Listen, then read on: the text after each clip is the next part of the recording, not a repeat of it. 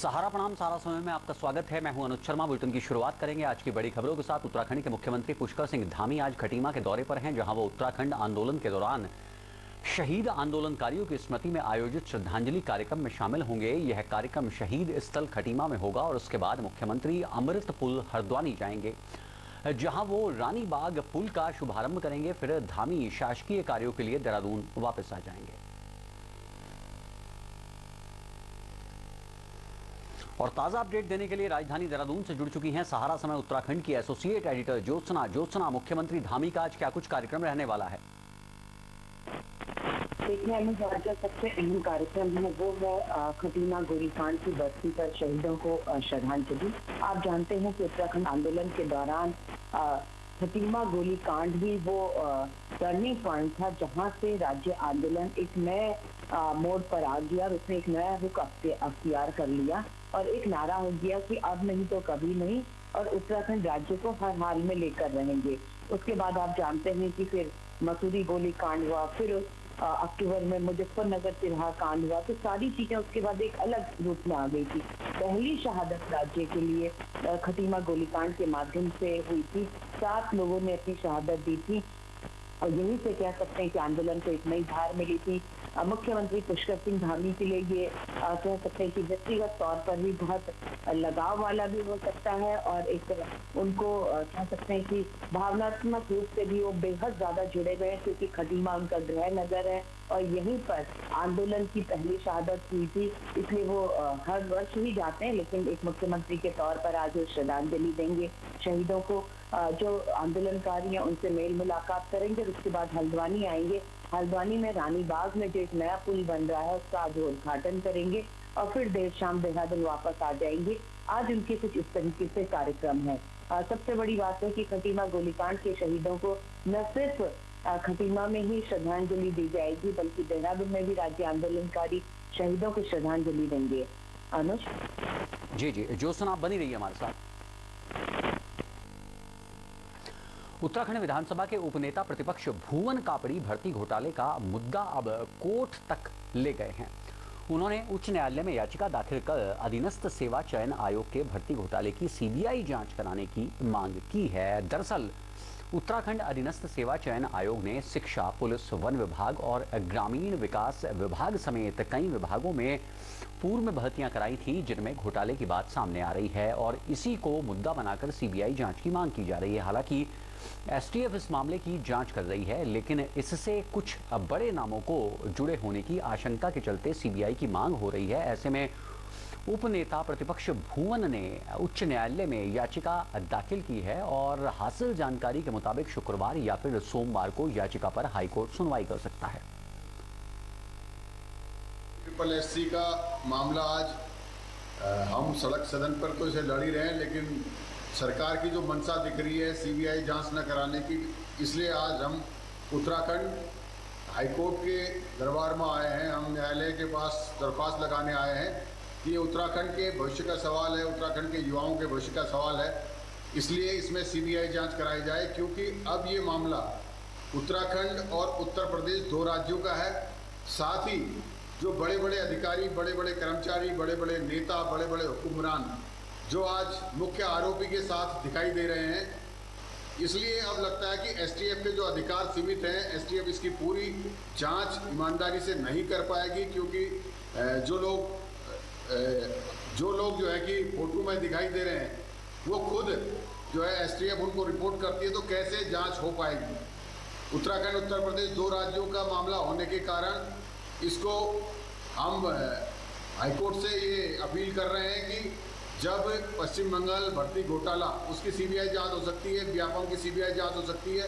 पश्चिम बंगाल शिक्षा घोटाला सिर्फ शिक्षा का मामला है, यहाँ तो शिक्षा भी है, सचिवालय भी है, न्याय भी है, फॉरेस्ट भी है, बीडीओ भी है, ग्राम पंचायत अधिकारी भी है, ग्राम विकास अधिकारी भी है। जो भी भर्ती कराई जा रही है सब जगह कहीं न कहीं लोग पकड़े जा रहे हैं। इसलिए उत्तराखंड को न्याय दिलाने के लिए, उत्तराखंड के युवाओं को न्याय दिलाने के लिए जरूरी है कि इसकी सीबीआई जांच करी जाए। हम उच्च न्यायालय के पास आज अपनी दरख्वास्त लगाने के लिए आए। हमें उम्मीद है कि हमें न्यायालय से जरूर जो है कि पूरे उत्तराखंड जो सीबीआई की मांग कर रहा है उसको जरूर न्याय मिलेगा।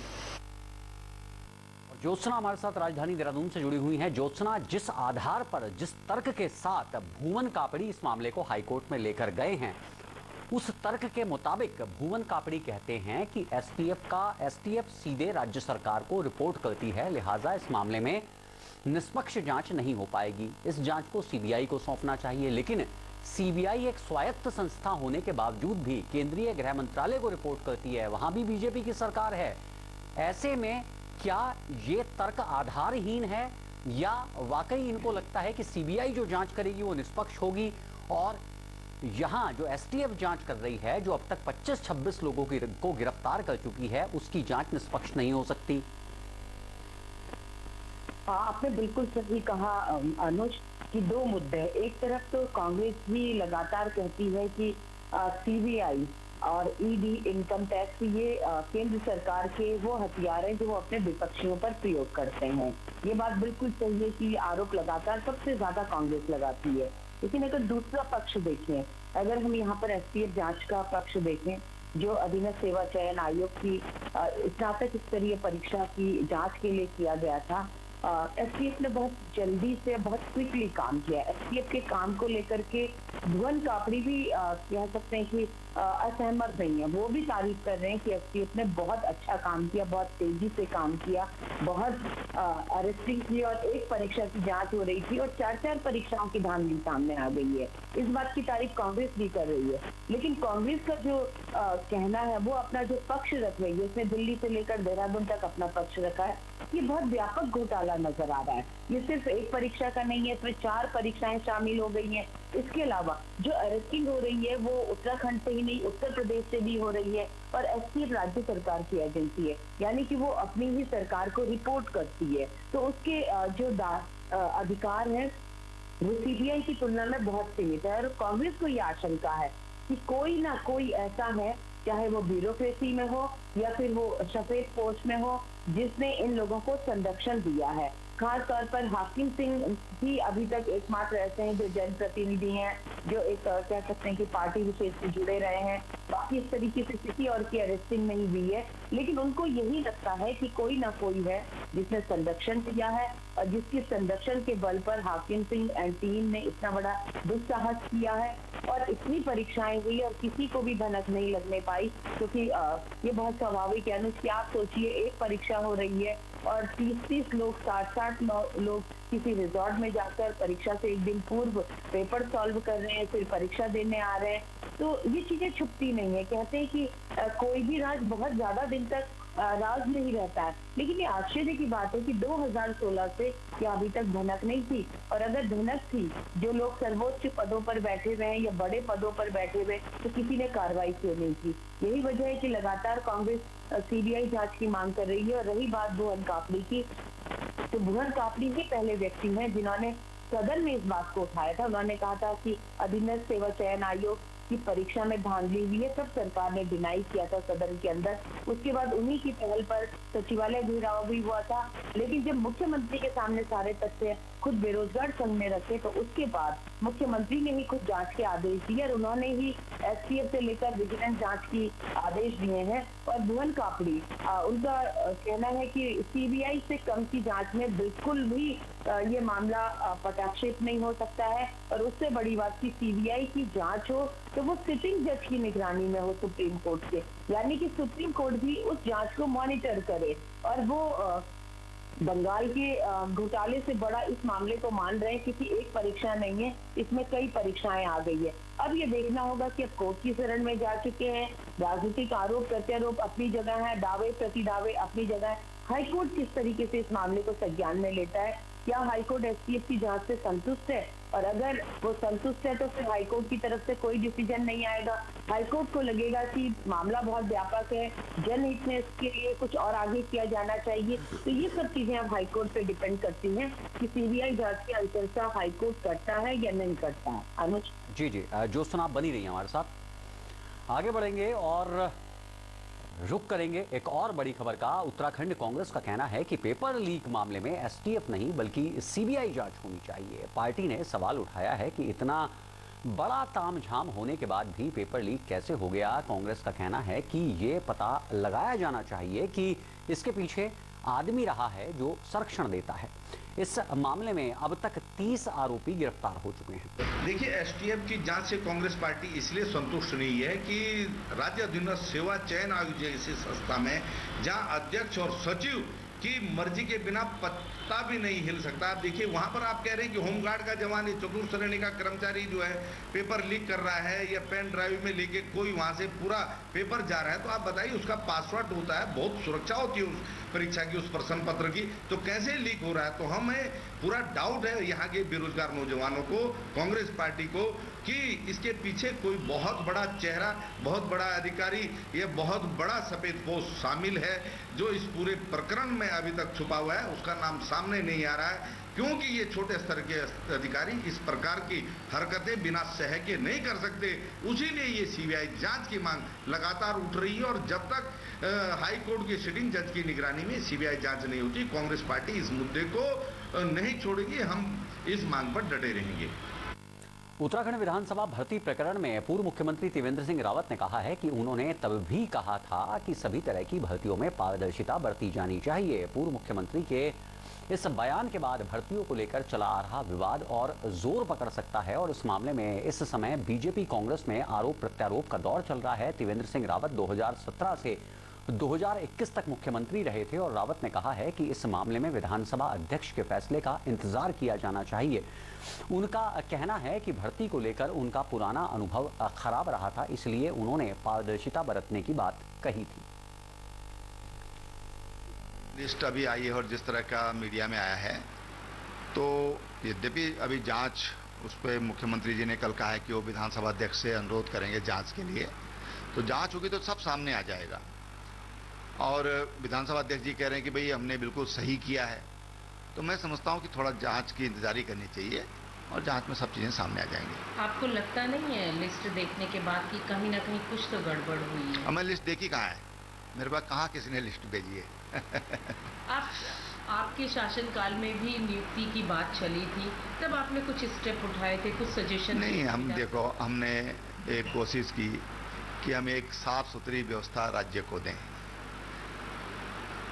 और इसलिए हमने तमाम जगह पारदर्शिता बरतने का प्रयास किया। हमने अधिकारियों से कहा कि भाई कोई भी काम होना हो तो वो साफ सुथरे तरीके से होना चाहिए और अगर गड़बड़ होती है तो उसकी जिम्मेदारी आपकी होगी। अब ये देखिए कि आपको याद होगा जब मैं मुख्यमंत्री बना था और मुझे लगता है कि 18 को हमने शपथ ली थी, तो शायद 2-3-4 दिन बाद का ही विषय होगा जो NH 74 में जो मुआवजा घोटाला हुआ था और हमने IAS पर कार्रवाई करी, हमने PCS अधिकारियों पर कार्रवाई करी और तमाम लोगों पर कार्रवाई करी है, सस्पेंड किया है ना। तो हमने उनको पूरा प्रयास किया, किसी को बख्शा ना। उसे एक अच्छा एक संदेश जाता पब्लिक में कि भाई देखिए ये जो कानून की बात होती है, न्याय की बात होती है, सबके लिए है, चाहे छोटा हो चाहे बड़ा हो। सरकार का डंडा सब पर एक तरीके से पड़ता है, ये हमने कोशिश की थी। महिला आरक्षण और भर्ती घोटाले को लेकर देहरादून के शहीद स्थल पर राज्य आंदोलनकारियों की अहम बैठक हुई है। भर्ती प्रकरण को लेकर नेताओं ने गुस्सा जाहिर किया है और इन नेताओं का कहना है कि उन्होंने भर्तियों के लिए अलग आयोग के गठन की बात कही थी, जिसके बाद अधीनस्थ सेवा चयन आयोग बना था, लेकिन ये लूट का आयोग बन गया है। राज्य आंदोलनकारियों ने कहा है कि अगर सब कुछ ठीक नहीं किया गया तो वो फिर से एक और आंदोलन करने के लिए मजबूर हो जाएंगे। बिल्कुल सरकार की गलती है, क्योंकि ये जो राज्य बना है ना सर, ये राज्य इसीलिए बना है ताकि यहाँ के युवाओं को, यहाँ की महिलाओं के विकास की बात हो, उनकी शिक्षा की बात हो, उनकी रोजगार की बात हो। आज आप 30% आरक्षण जो है उसे छीन देते हैं, उसे कह देते हैं कि आप इस आरक्षण के लायक नहीं है। अरे भाई क्यों लायक नहीं है? हम तो लायक प्रदेश के लिए भी नहीं थे, लेकिन हमने प्रदेश बनाया ना, तो आपको कुछ नीतियों पे काम करना पड़ेगा और सरकार को सोचना पड़ेगा कि जो 30% आरक्षण है ये हमारा हक है। मैं यहाँ पे बच्चों को यही कहना चाहूंगी, अपने आंदोलनकारी साथियों के साथ मिलकर के, जिस तरह से अभी इन्होंने वो अग्निपथ योजना बनाई और उसमें बच्चों ने, एक बच्चे ने आत्मदाह किया, तो मैं कहूँगी ये जो सरकार है बच्चों को मानसिक तौर से विकलांग कर रही है, ताकि तो बच्चे एक एक होकर के खत्म हो जाएं। मैं बच्चों को यही संदेश देना चाहती हूँ कि आप लोग इस तरह से मानसिक तौर से ये जो सरकार चाह रही है उस इच्छा को पूरा मत होने दीजिए। अपने ऊपर विश्वास करिए और अपने इस आंदोलन साथियों पर विश्वास करिए जिन्होंने आप लोगों के लिए ही ये सारा आंदोलन लड़ा है, उत्तराखंड बनाया है। हम सब जो सड़कों पे आए, हमारे खेतों में हरियाली थी, दूध की नदियां बहती थी, हम क्यों आए सड़कों में? इसलिए तो आए थे कि हमारे बच्चों को नौकरी मिले। लेकिन आज हमारे बच्चों के साथ उत्पीड़न हो रहा है, हमारे बच्चों को मानसिक रूप से विकलांग बनाया जा रहा है, ये बहुत गलत है। देखिए, आने वाले टाइम पे अभी ये आया है कि सरकार, हम माननीय मोदी जी को एक ज्ञापन देंगे। गांधी एक ऐसा शब्द है, उसी गांधी के शब्द पे इस राज्य की जो है बिल्कुल जो हमने आंदोलन किया था वो गांधीवादी तरीके से शुरू किया था, उल्टा हमने शहादत दी। 42 से ऊपर शहादतें इस राज्य में दी हैं, जिसमें युवा, बुजुर्ग, महिला सब ने शहादत दी है। सैनिक, कर्मचारी से लेकर तमाम लोगों ने इसमें सहभागिता निभाई है, व्यापार मंडल ने सहभागिता निभाई है। और आज हमको लूटने और उसका काम किया जा रहा है, ठगने का काम किया जा रहा है, ये बर्दाश्त नहीं होगा। ये धरना दिया जाएगा, एक सांकेतिक धरना होगा और तमाम हम छात्रों को दोबारा लामबंद करने जा रहे हैं, महिलाओं को लामबंद करने जा रहे हैं कि आगामी आने वाले समय में अगर जनप्रतिनिधि नहीं चेते तो मुंह काला करने से भी बाज नहीं आएंगे। और हमारे कुछ लोग विधानसभा जाएंगे, हम देखना चाहते हैं सरकार पे ये उसको तंज समझिए, यह एक उनको पिछला दरवाजा है कौन सा, वो इतना कमजोर दरवाजा कैसे है कि हर विधानसभा अध्यक्ष जो है अपने रिश्तेदारों को अंदर भरे जा रहा है, अपने संगठन के लोगों को अंदर भरा जा रहा है और उन शहीदों की और उन जो है बेरोजगारों की जो उपेक्षा कर रहा है। और उस मुद्दे पर एक बार फिर से रुक करेंगे ज्योत्सना का। ज्योत्सना, जाहिर तौर पर जिन परिवारों ने, जिन लोगों ने अपने बेटों को खोया, जिन्होंने अपनी बेटियों को खोया, जिन्होंने इस राज्य के अलग अस्तित्व के लिए अपने प्राणों की आहुति दी, जिन्होंने बलिदान दिया और बहुत लंबे संघर्ष के बाद जिसमें उत्तराखंड का हर बच्चा, हर बुजुर्ग, हर जवान, महिला, युवा, तमाम लोग शामिल थे। आज जब वो इस राज्य का अलग अस्तित्व बना और राज्य वयस्क होकर अपने पैरों पर खड़ा हुआ, बालिग हुआ, तब हालात ऐसे बने कि जगह जगह राज्य में करप्शन के मामले सामने आ रहे हैं। तो जाहिर तौर पर इन बलिदान देने वाले, इन संघर्ष करने वाले लोगों को तकलीफ होना भी लाजमी है। बिल्कुल अनुज, बहुत लाजमी है क्योंकि लोगों ने अपनों को खोया है, राज्य के लिए खोया है। सालों यहीं पर संघर्ष किया गया है। आप भी इस बात के साक्षी हैं कि किस तरीके से महिलाएं सड़कों पे निकली। आमतौर पर उत्तराखंड की महिलाएं बड़ी शांत होती हैं, सौम्य होती हैं, लेकिन वो डराती लेकर के अपने बच्चों के लिए, बच्चों के भविष्य के लिए सड़कों पर निकली। ये सारी चीजें सबने देखी हैं। लाठी खाई, गोली खाई, शहादत दी। इससे और बड़ी बात की यहाँ की माँ बहनों ने अपमान भी सहा, वो अपमान सहा जिसको ना वो कभी भूल पाई, ना उनके परिजन कभी भूल पाएंगे। इस तरीके की सारी चीजें हुई है। बिल्कुल व्यथित होना बहुत स्वाभाविक है। और उत्तराखंड कह सकते हैं कि एक आदर्श प्रदेश की राह में था। आंदोलनकारियों का भी सपना था, देवभूमि है, वीरभूमि है, सभी लोग यहाँ पर ठीक से काम कर रहे थे और संतुष्टि भी थी। आंदोलनकारी भी खुद कहते थे कि उतना ना सही लेकिन कुछ कदम तो सपनों के अनुकूल उत्तराखंड चल रहा है। लेकिन जिस तरीके से भर्ती घोटाले के प्रकरण सामने आए, उससे कहीं ना कहीं व्यथित हो गए। आंदोलनकारियों का मानना है कि जो युवा कठिन परिश्रम करता है, मेहनत करता है, ईमानदार है, वो अपने को कहीं ना कहीं ठगा महसूस कर रहा है, क्योंकि नौकरी उन लोगों को मिल रही है जिनकी अप्रोच है या जिन्होंने पेपर खरीद लिया है, जो जालसाजी करके आगे बढ़ गए हैं, वो लोग आज अच्छे हैं। और जो लोग ईमानदारी से, जो उत्तराखंड की एक किस्म से यहाँ के हवा में जो एक व्यवहार है उसके अकॉर्डिंग काम कर रहे हैं, वो लोग उपेक्षित हैं। तो यही वजह थी कि कल आंदोलनकारियों की बैठक हुई। सबसे ज्यादा आंदोलनकारियों को दुख इस बात का है कि राज्य की महिलाओं को 30% क्षैतिज आरक्षण था और हाईकोर्ट ने उसमें रोक लगा दी है। इन लोगों का आरोप है कि सरकार ने हाईकोर्ट में मजबूती से पैरवी नहीं करी, जिसके चलते पहले 10% आरक्षण गया जो राज्य आंदोलनकारियों को मिलता था, अब 30% आरक्षण उत्तराखंड की महिलाओं को जो मिलता था वो भी हाईकोर्ट ने उसमें भी रोक लगा दी है। तो ये नाराजगी ज्यादा इसलिए भी हो गई कि फिर भर्ती प्रकरण के मामले आ गए, तो इसलिए आंदोलनकारी 4 तारीख को एक सिंबॉलिक गांधी पार्क में धरना देंगे। उनका कहना है कि गांधी जी ही हमारे आदर्श रहे हैं और गांधीवादी तरीके से उत्तराखंड आंदोलन भी लड़ा गया था। और एक बार फिर से हम सरकार को चेताने की कोशिश करेंगे कि सरकार चेत जाए। ये बीच के कार्यकाल में जो भी हुआ, जैसा भी हुआ, उसकी तो जांच हो रही है, लेकिन आने वाले भविष्य में कुछ ऐसा ना होने पाए, इसके लिए वो लोग कह रहे हैं कि हम फिर से लामबंद भी होंगे, युवाओं को, महिलाओं को लामबंद करेंगे और जिस सपने और जिस उत्तराखंड के लिए संघर्ष किया गया था वैसा ही उत्तराखंड बनाने की इसको फिर से कोशिश करेंगे। जी जी जी ज्योत्सना, तमाम बातचीत और जानकारी के लिए आपका बहुत बहुत शुक्रिया। यहाँ वक्त हो चला एक छोटे से ब्रेक का। ब्रेक के उस पार भी खबर